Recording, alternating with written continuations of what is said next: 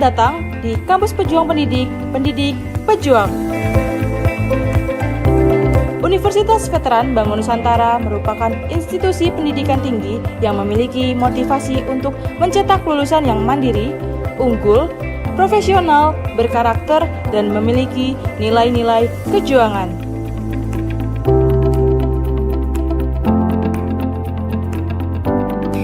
Saya Rektor Universitas Veteran Bangun Nusantara, Profesor Dr. Farida Nugrahani Magister Humaniora. Misi Universitas Veteran Bangun Nusantara adalah terwujudnya universitas yang unggul, berkarakter, mandiri, dan memiliki nilai-nilai kejuangan.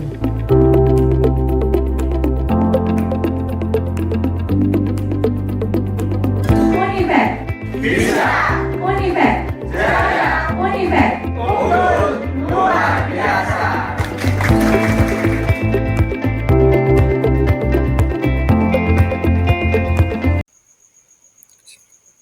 Assalamualaikum warahmatullahi wabarakatuh. Salam sejahtera bagi kita semua. Salam pendidikan.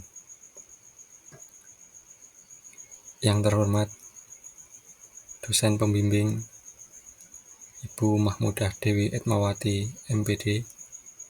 Yang terhormat Ibu Nurul Arifianti, SPSI, SPD, selaku guru pamong di SMAN 1 Sukoharjo. Dan yang terhormat pula Bapak Ibu dosen penguji pada seminar pendidikan profesi guru.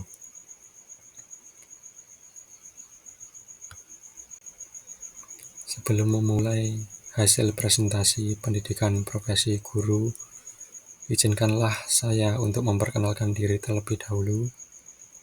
Yang pertama, nama saya Gading Pamungkas, SPD, NIM 24225140015, Prodi Bimbingan dan Konseling dari PPG Prajabatan Gelombang 2 tahun 2024 di Universitas Veteran Bangun Nusantara, Sukoharjo.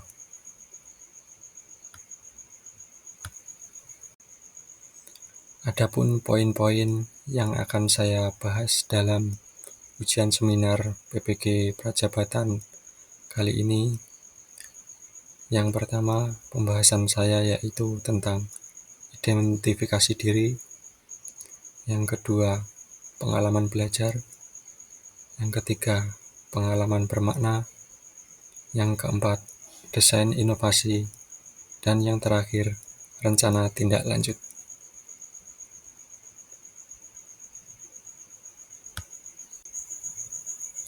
Di poin yang pertama, yaitu identifikasi diri, yaitu mencakup dua hal, yaitu visi saya pribadi sebagai calon guru, dan yang kedua, hal yang dilakukan untuk mencapai visi saya.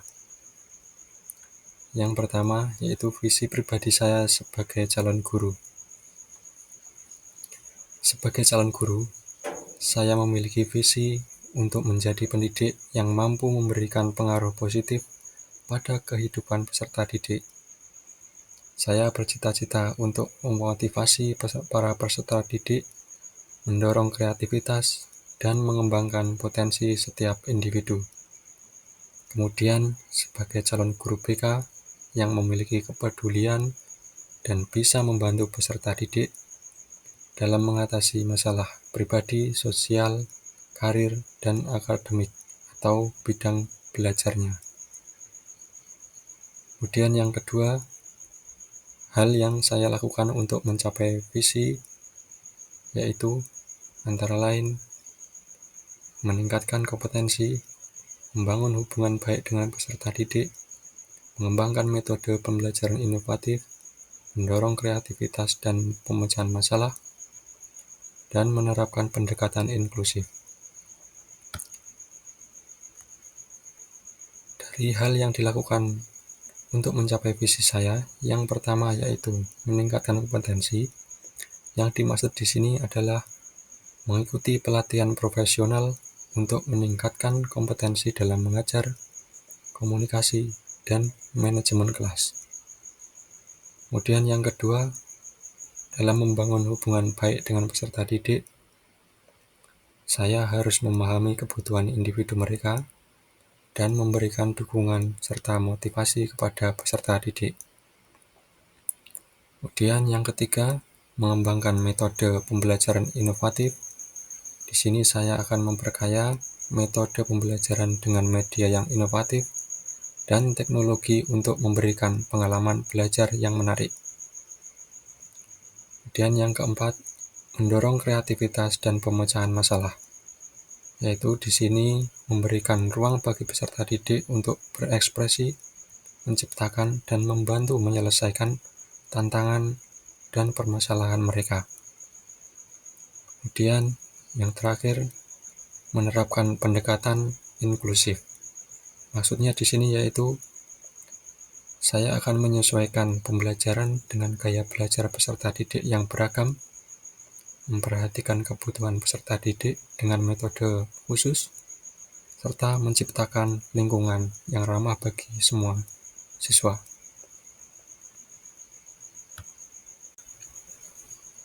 Dalam poin pembahasan yang kedua, saya akan membahas tentang pengalaman belajar saya selama mengikuti perkuliahan pendidikan profesi guru di Universitas Veteran Bangun Nusantara Sukoharjo.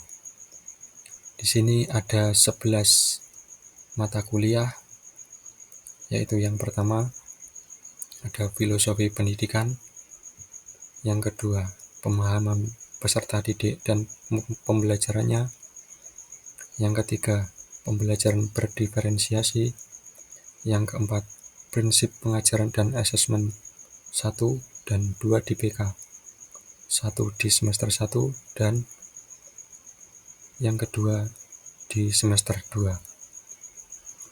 Kemudian yang kelima, mata kuliah perspektif sosiokultural dalam pendidikan Indonesia. Yang keenam, praktek pengalaman 1 di semester 1 dan juga praktek pengalaman lapangan 2 di semester 2.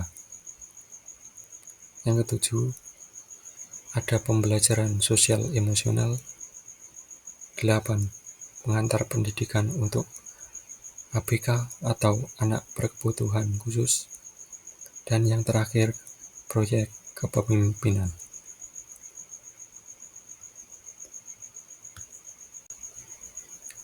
Kemudian dalam pembahasan poin yang ketiga, di sini saya akan memaparkan pengalaman bermakna saya selama mengikuti perkuliahan program pendidikan profesi guru. Di sini banyak hal yang telah saya dapatkan dari berbagai pengalaman kuliah yang telah saya pelajari. Sejauh ini, seluruh mata kuliah memberikan pengalaman dan pengetahuan yang sangat berarti bagi saya. Berdasarkan berbagai refleksi dari setiap mata kuliah yang sudah saya tempuh, terdapat satu mata kuliah yang menurut saya sangat memberikan pengalaman pembelajaran dan paling bermakna bagi saya, yaitu di mata kuliah praktek pengalaman lapangan 2.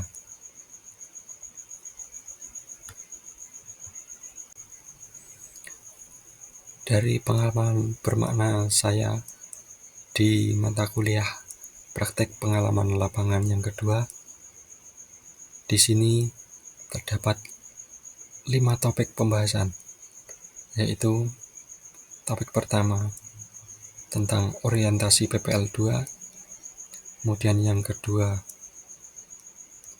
topik 2 yaitu observasi PPL 2, topik ketiga yaitu pembelajaran terbimbing, topik keempat pembelajaran mandiri dan melaksanakan kegiatan non-mengajar.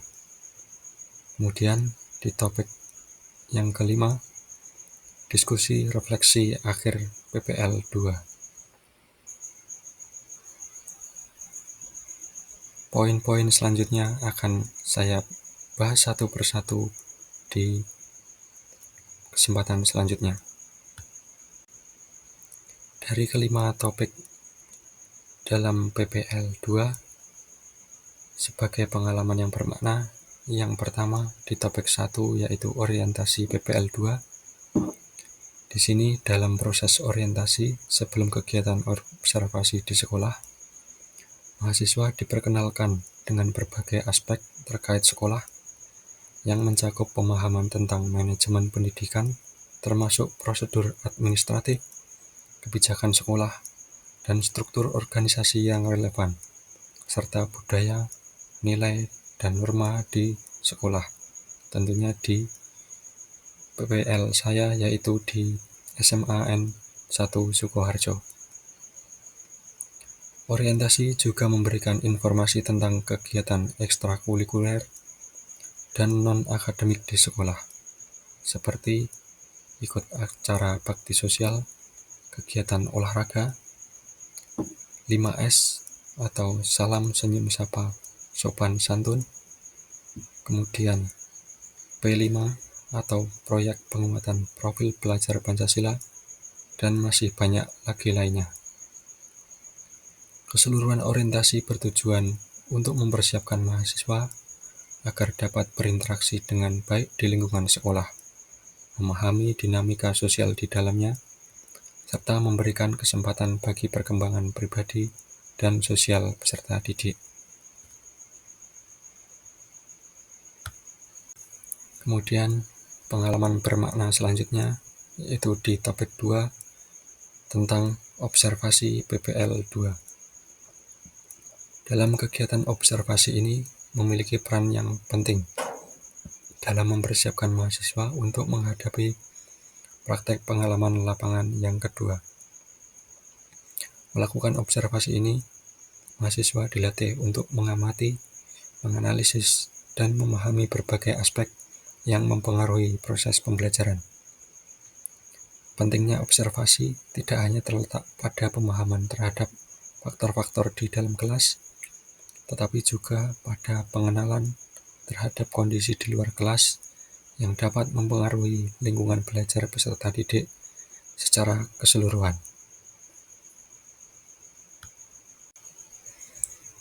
Kemudian pengalaman bermakna selanjutnya yaitu topik 3 membahas tentang pembelajaran terbimbing. Di sini dalam praktek pembelajaran terbimbing, saya sebagai mahasiswa WPG memiliki kesempatan untuk memperbaiki keterampilan mengajar saya di bawah bimbingan intensif dari guru pamong. Proses ini didasarkan pada prinsip lesson study, di mana setiap mahasiswa diharapkan menjalani 2 siklus praktek pembelajaran terbimbing yang komprehensif. Pertama, dalam tahap perencanaan, mahasiswa merancang layanan mereka atau saya RPLBK, termasuk menetapkan tujuan, strategi layanan, materi yang akan disampaikan, dan metode evaluasinya. Selanjutnya, pada tahap pelaksanaan, mahasiswa melaksanakan rencana layanan yang telah dibuat. Saya juga melakukan observasi layanan yang telah dilakukan oleh guru pamong atau teman mahasiswa lain yang bisa memperluas wawasan tentang teknik, memberikan layanan, dan interaksi dengan peserta didik. Dan yang terakhir, mahasiswa melakukan refleksi dan rencana tindak lanjut. Mereka mengevaluasi layanan, mengidentifikasi kekuatan dan kelemahan dari pendekatan dan pemberian layanan yang digunakan sebelumnya, dan juga merencanakan tindak lanjut untuk siklus berikutnya.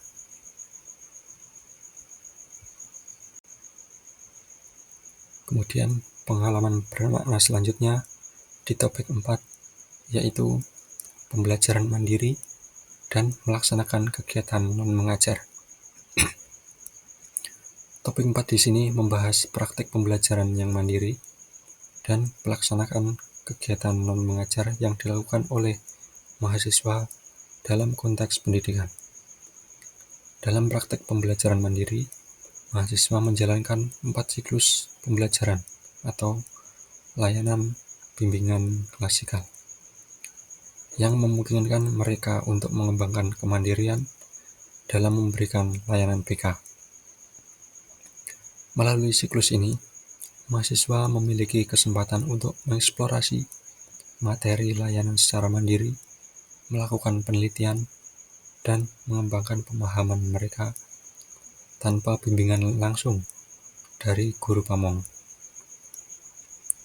Praktek ini memperkuat keterampilan belajar mandiri mahasiswa, mendorong inisiatif, dan meningkatkan kemampuan mengelola waktu dan sumber daya secara efektif.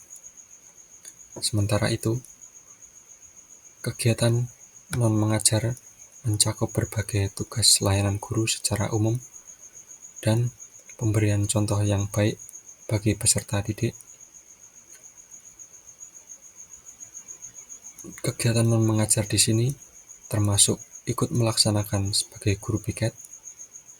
Guru piket bertempat di lobi sekolah, kemudian pelaksanaan kegiatan 5S atau salam, senyum, sapa, sopan, dan santun.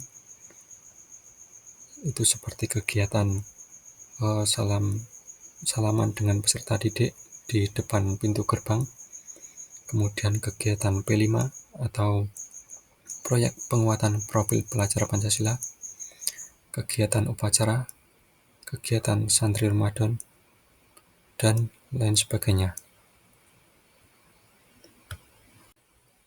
Kemudian pengalaman bermakna selanjutnya yaitu di topik 5 tentang diskusi refleksi akhir PPL 2. Dalam diskusi refleksi ini, mahasiswa berkesempatan untuk berbagi pengalaman, tantangan, dan pencapaian yang dialami dan yang didapatkan selama PPL. Mereka dapat membahas peran mereka sebagai pendidik, interaksi dengan siswa dan staf sekolah, serta pembelajaran yang mereka kembangkan dan juga diterapkan secara nyata. Diskusi ini juga memungkinkan mereka untuk mengevaluasi efektivitas strategi layanan BK yang mereka terapkan. Kemudian mengidentifikasi kekuatan dan kelemahan mereka sebagai pendidik dan juga sebagai guru BK, serta merumuskan langkah-langkah untuk pengembangan menjadi guru yang profesional di masa depan. Kemudian pembahasan di poin yang ketiga yaitu pembelajaran yang bermakna atau best practice.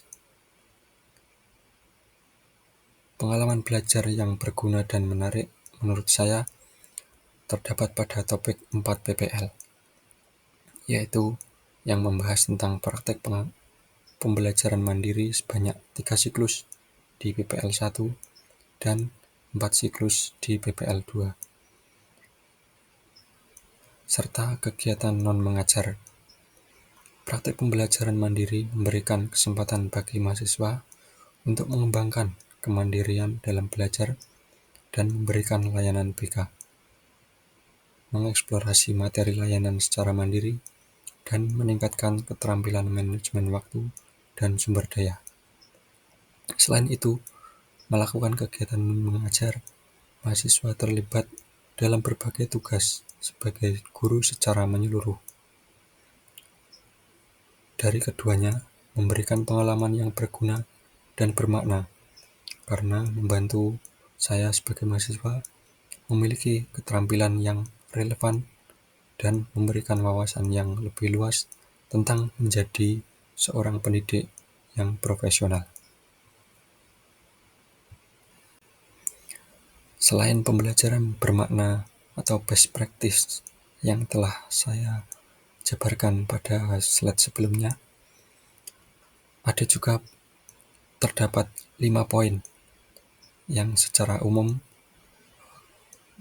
terdapat pada pembelajaran bermakna atau best practice di PPL yang kedua. Yaitu yang pertama, ada interaksi dengan peserta didik, kemudian memberikan pelajaran secara nyata, juga refleksi diri, kemudian mengembangkan kemampuan sebagai guru, dan yang terakhir berkolaborasi dengan semua elemen sekolah.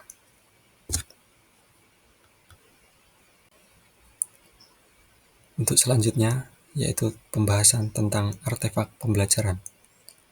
Artefak di sini saya jabarkan ada 6 poin dari artefak pembelajaran bermakna di best practice yang sebelumnya. Di sini saya melaksanakan program pemberian layanan BK, terutama bimbingan klasikal, dari awal asesmen dan juga yang terakhir sampai evaluasi layanan BK. Di sini saya yang pertama membuat AKPD, menyusun AKPD, kemudian mengolah data peserta didik. Kemudian dari hasil AKPD terdapat beberapa materi layanan BK yang dibutuhkan oleh peserta didik.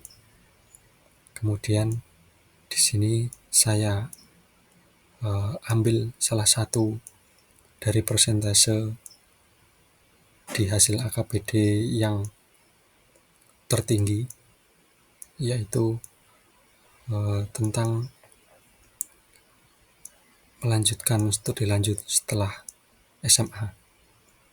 Di sini RPL-nya bisa disaksikan atau dibuka di Google Drive yang telah saya upload di Google Drive.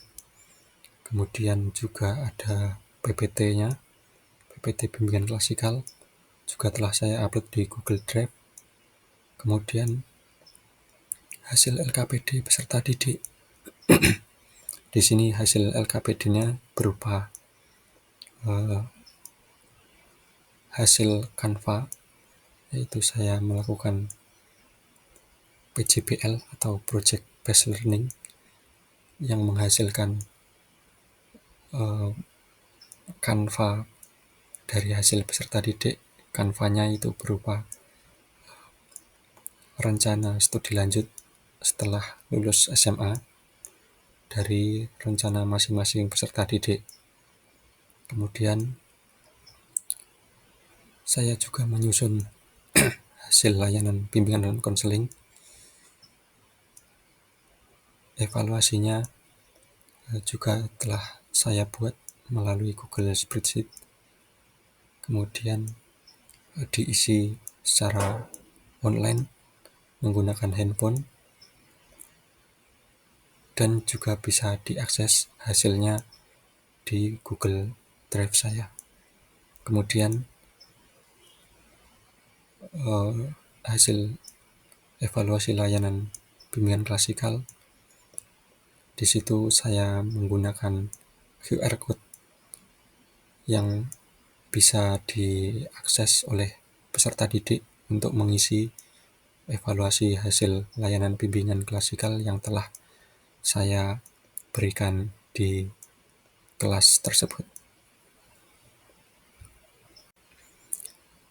Kemudian ini ada beberapa dokumentasi saya sebagai bukti bahwa saya telah melaksanakan kegiatan pemberian layanan BK berupa bimbingan klasikal di kelas, yaitu tadi yang pertama ada dari hasil AKPD, juga RPL, kemudian setelah itu PPT-nya juga saya lampirkan, kemudian hasil itu salah satu contoh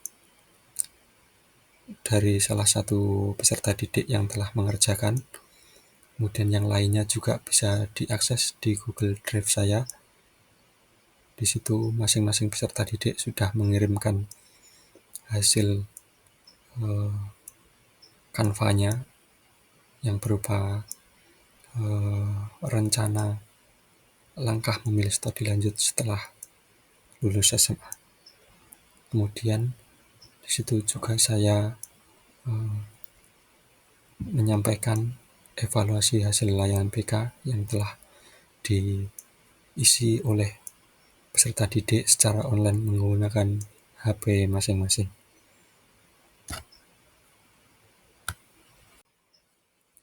Kemudian di poin pembahasan yang keempat, yaitu tentang desain inovasi pembelajaran, atau di sini saya mendesain inovasi layanan bimbingan kelompok.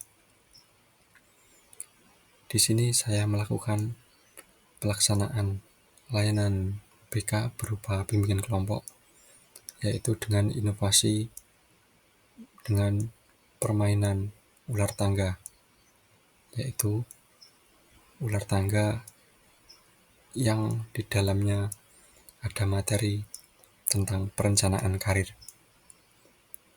Di sini saya sudah menyertakan RPL-nya beserta linknya yang sudah saya upload di Google Drive. Kemudian juga ada buku panduan. Di sini buku panduan tentang bagaimana cara melakukan atau melaksanakan bimbingan kelompok dengan media permainan ular tangga untuk meningkatkan perencanaan karir. Kemudian saya juga membuat media permainan ular tangga yang sudah saya cetak dalam produk MMT. Di situ juga sudah saya sertakan link Google Drive. Kemudian di situ saya juga membuat kartu karir. Nah, kartu karir di sini terdapat berbagai macam pertanyaan seputar tentang karir, di mana nanti di satu kartu itu ada satu nomor yang sudah sesuai dengan kotak-kotak di ular tangga karir, di mana setiap siswa yang berjalan menggunakan pionnya berhenti di salah satu nomor, maka saya akan memberikan nomor tersebut. Kemudian di nomor tersebut ada suatu pertanyaan, nanti dijawab oleh siswa, kemudian saya tanggapi atau kita berdiskusi, berbincang mengenai pertanyaan di nomor tersebut. Kemudian yang terakhir, di situ saya sudah melakukan bimbingan kelompoknya. Di situ juga sudah saya upload link videonya sebagai bukti bahwa saya telah melakukan dan melaksanakan dari desain inovasi layanan BK saya. Di situ sudah saya upload di YouTube saya.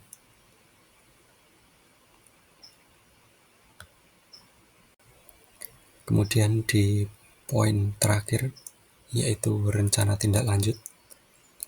Nah, di sini berdasarkan hasil desain inovasi pembelajaran atau desain layanan BK yang telah saya susun dan juga dari program PPG.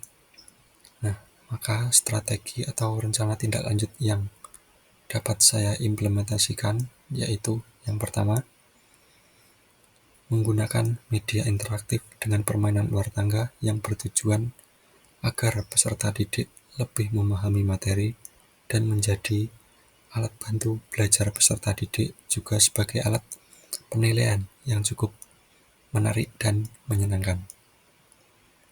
Kemudian yang kedua, berkoordinasi dengan pihak sekolah untuk lebih memanfaatkan perangkat dan media layanan BK yang ada secara maksimal. Hal ini diharapkan bertujuan bisa meningkatkan kualitas layanan BK.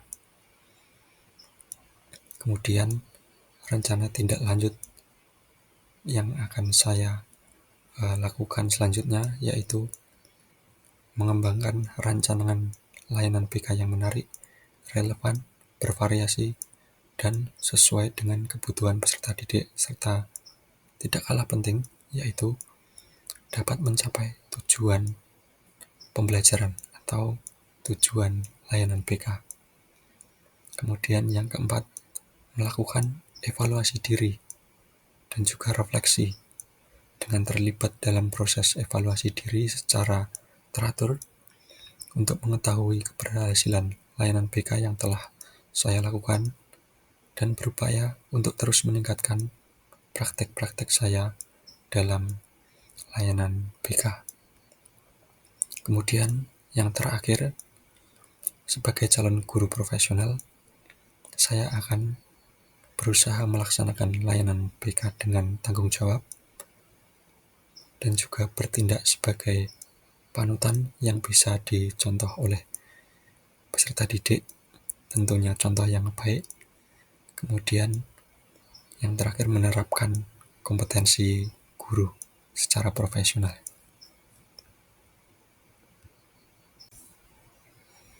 Nah, itu tadi secara keseluruhan pemaparan dari saya tentang seminar pendidikan profesi guru. Di sini saya memohon maaf apabila banyak kekurangan dan salah-salah kata. Saya juga sangat mengharapkan masukan, kritik, dan saran dari Bapak dan Ibu dosen penguji dan juga para audiensi sekalian. Kurang lebihnya saya mohon maaf. Terima kasih. Saya akhiri. Assalamualaikum warahmatullahi wabarakatuh. Salam pendidikan.